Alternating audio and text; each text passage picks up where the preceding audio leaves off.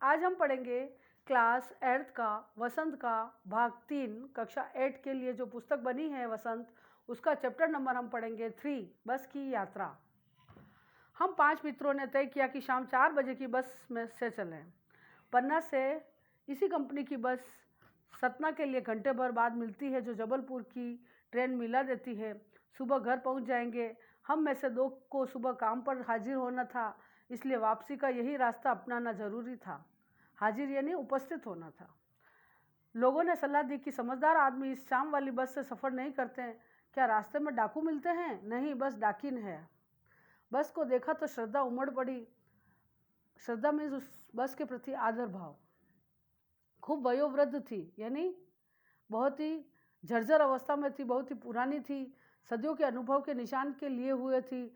लोग इसलिए इसमें सफ़र नहीं करना चाहते थे कि वृद्धावस्था में इसे कष्ट होगा। यह बस पूजा के योग्य थी, उस पर सवार कैसे हुआ जा सकता है। यानी जो बस की जो शक्ल थी, बस की जो संरचना थी, वो बहुत ही पुरानी थी। बस कंपनी के एक हिस्सेदार भी उसी बस से जा रहे थे। हमने उनसे पूछा, यह बस चलती भी है? वह बोले, चलती क्यों नहीं है जी, अभी चलेगी। हमने कहा, वही तो हम देखना चाहते हैं, अपने आप चलती है यह? हाँ जी, और कैसे चलेगी? गजब हो गया, ऐसे बस अपने आप चलती है। हम आगा पीछा करने लगे। डॉक्टर मित्र ने कहा, डरो मत, चलो, बस अनुभवी है, नई नवेली बसों से ज़्यादा विश्वसनीय है। नई नवेली यानी नई बसों से पुरानी बस है ये, जो ज़्यादा अनुभवी है।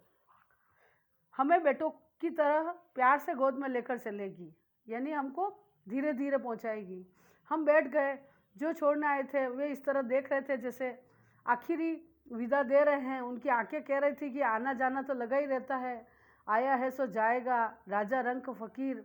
आदमी को कुछ करने के लिए यह निमित्त चाहिए, कुछ यानी यात्रा, प्रस्थान। निमित्त यानी साधन। इंजन इस सचमुच स्टार्ट हो गया, ऐसा जैसे सारी बस ही इंजन है और हम इंजन के भीतर बैठे हैं। काश बहुत कम बचे थे, जो बचे थे उनसे उनसे हमें बचना था। हम फ़ौरन खिड़की से दूर सरक गए। इंजन चल रहा था, हमें लग रहा था कि हमारी सीट के नीचे इंजन है।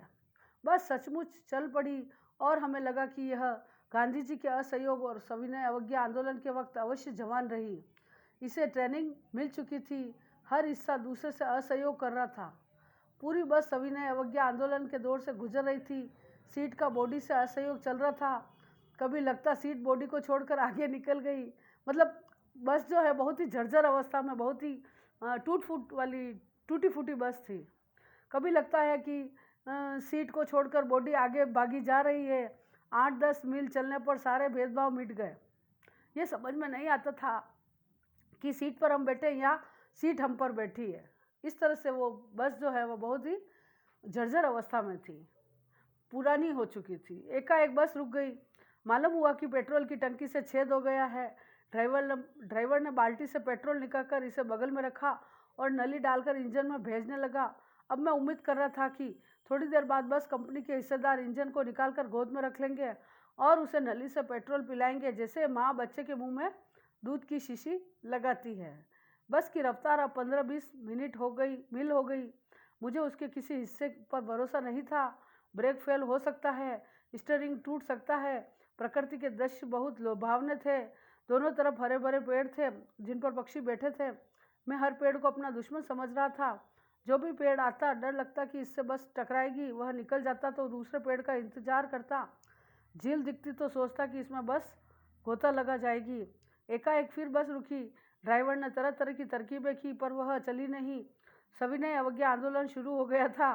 कंपनी के हिस्सेदार कह रहे थे, बस तो फर्स्ट क्लास है जी, यह तो इत्तेफाक की बात है। इत्तेफाक यानी क्या कहना चाहिए, इत्तेफाक शब्द एक उर्दू शब्द है। इत्तेफाक यानी अकस्मात ऐसा हो जाता है कि धोखे से है जो कोई बात। इत्तेफाक में सहयोग है ना। इस चैप्टर के लास्ट में शब्दार्थ लिखे हुए हैं, उनको पहले आपको देख लेना है, रीड कर लेना है। इत्तेफाक मीन्स सहयोग है ना। तो संयोग से जो है यह तो इत्तेफाक की बात है। क्षीण चांदनी में वृक्षों की छाया के नीचे वह बस बड़ी दयनीय लग रही थी। लगता है जैसे कोई वृद्धा थक कर बैठ गई हो। हमें ग्लानि हो रही थी कि बेचारी पर लद कर हम चले आ रहे हैं। ग्लानि मतलब दुख हो रहा था। अगर इसका प्राणांत हो गया तो इस बियावान में हमें इसकी अंत्येष्टि करनी पड़ेगी। यानी बस ऐसी पुरानी हो गई और हम इसमें बैठ के यात्रा कर रहे हैं, अगर ये बीच में टूट फूट गई तो हमको इसको जलाना भी, मतलब क्या कहना चाहिए, किसी वृद्धा का जब जैसे किसी का प्राणांत होने के बाद हम उसका दाह संस्कार करते हैं ना, तो वो भी इस बस का करना पड़ सकता है, जलानी पड़ सकती है। हिस्सेदार साहब ने इंजन खोला और कुछ सुधारा। बस आगे चली। उसकी चाल और कम हो गई थी। धीरे धीरे वृद्धा की आंखों की ज्योति जाने लगी। आंखों, वृद्धा कौन थी? बस। धीरे धीरे वृद्धा की आंखों की ज्योति जाने लगी। चांदनी में रास्ता टटोलकर वह रेंग रही थी। आगे या पीछे से कोई गाड़ी आती दिखती तो वह एकदम किनारे खड़ी हो जाती और कहती, निकल जाओ बेटी, अपनी तो वह उस उम्र नहीं रही। एक पुलिया के ऊपर पहुंचे ही थे कि एक टायर फिस करके बैठ गया। वह बहुत जोर से हिलकर थम गई। अगर स्पीड में होती तो उछलकर नाले में गिर जाती। मैंने उस कंपनी के हिस्सेदार की तरफ पहली बार श्रद्धा भाव से देखा। वह टायरों की हालत जानते हैं, फिर भी जान हथेली पर लेकर इसी बस से सफ़र कर रहे थे। उत्सर्ग की ऐसी भावना दुर्लभ है। दुर्लभ यानी कठिन है। उत्सर्ग यानी उत्साह। सोचा, इस आदमी के साहस और बलिदान भावना का सही उपयोग नहीं हो रहा है। इसे तो किसी क्रांतिकारी आंदोलन का नेता होना चाहिए। अगर बस नाले में गिर पड़ती और हम सब मर जाते तो देवता बाहें पसारे इसका इंतजार करते, कहते, वह महान आदमी आ रहा है जिसने एक टायर के लिए प्राण दे दिए। मर गया पर टायर नहीं बदला। दूसरा घिसा टायर लगाकर बस फिर चली। अब हमने वक्त पर पन्ना पहुंचने की उम्मीद छोड़ दी थी। पन्ना कभी भी पहुंचने की उम्मीद छोड़ दी थी। पन्ना क्या, कभी भी पहुंचने की उम्मीद छोड़ दी थी। लगता था जिंदगी इसी बस से गुजारनी है और इससे सीधे इस लोक को प्रयाण कर जाना है। प्रयाण मतलब प्रस्थान कर जाना है, चले जाना है। इस पृथ्वी पर इसका कोई मंजिल नहीं है, उसकी कोई मंजिल नहीं है। हमारी बेचैनी मतलब बेताबी यानी बेचैनी, तनाव खत्म हो गए। हम बड़े इत्मीनान से यानी शांति से, हम बड़े इत्मीनान से घर की तरफ बैठ गए। चिंता जाती रही, हंसी मजाक चालू हो गया। इस तरह से लेखक हरिशंकर परसाई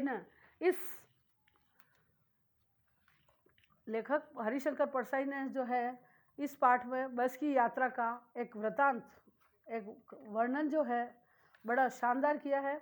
इसके माध्यम से हमारी जीवन की जो गाड़ी है उस पर इस बस की यात्रा यानी बस की जो शक्ल है, बस की जो अवस्था है, उसको उस तरह से हमारा जीवन भी इसी तरह से चलता है। और जैसे जैसे हमको है ना इस बस के माध्यम से प्रेरणा दी है कि हमको जब जिस चीज़ की मतलब क्या होना चाहिए, निर्माण की, मरम्मत की ज़रूरत होती है तो उसको हमको करना चाहिए। किसी चीज़ को ऐसे ही नहीं घसीटना चाहिए। जीवन की गाड़ी भी ऐसे नहीं घसीटी जा सकती। इस लेखक ने इस ढंग से इस पाठ के माध्यम से यह शिक्षा दी है। Thank you, have a nice day. अब मैं इस चैप्टर के आपको क्वेश्चन आंसर का PDF सेंड करूँगी। वो आपको नोटबुक में लिखना है और लर्न करना है। अपने चैप्टर हो गए हैं कुल 3, है ना। अब अगले सप्ताह में आपको दीवानों की हस्ती वाला चैप्टर, ये जो है कविता है, वो आपको अगले सप्ताह रीड करवाऊँगी, पढ़ाऊँगी। और ये चैप्टर आपको नोटबुक में उतार लेना है और अच्छी तरह लर्न करना है। Thank you, have a nice day.